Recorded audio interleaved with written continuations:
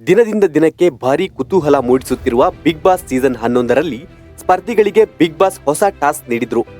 Task ಪ್ರಕಾರ ಮನೆ ಮಂದಿಯಲ್ಲಿ ಕೆಲವರು ಇದನ್ನ ಮಾಡಲಾಗದೆ ಹೈರಾಣಾಗಿ ಕಣ್ಣೀರಿಟ್ಟಿದ್ದಾರೆ.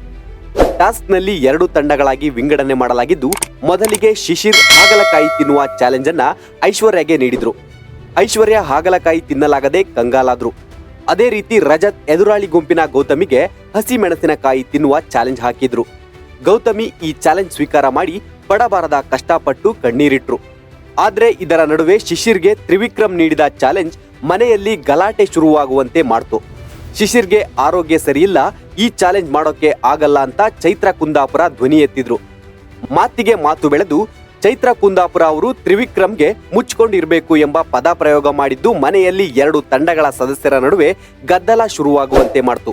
ಇದರ ನಡುವೆ ಮನೆಯ ಮತ್ತೋರ್ವ ಸದಸ್ಯ ರಜತ್ಗೆ ಎದುರಾಳಿ ಸದಸ್ಯ ಉಗ್ರ ಮಂಜು ತಲೆ ಬೋಳಿಸಿಕೊಳ್ಳುವ ಚಾಲೆಂಜ್ ಹಾಕಿದ್ರು. ಈ ಚಾಲೆಂಜ್ ಅನ್ನ ಮರು ಮಾತಾಡದೆ ಸ್ವೀಕರಿಸಿದ ರಜತ್ ತಲೆ ಬೋಳಿಸಿಕೊಳ್ಳಲು ಮುಂದಾದ್ರು. ಒಟ್ಟಿನಲ್ಲಿ ಇಂದಿನ ಎಪಿಸೋಡ್ ಸಾಕಷ್ಟು ಕುತೂಹಲ ಕೆರಳಿಸಿದ್ದು, ಯಾವ ತಂಡ ಚಾಲೆಂಜ್ ನಲ್ಲಿ ಗೆಲ್ಲುತ್ತೆ ಎಂಬುದನ್ನ ಇಂದಿನ ಎಪಿಸೋಡ್ ನಲ್ಲಿ ಗೊತ್ತಾಗಲಿದೆ.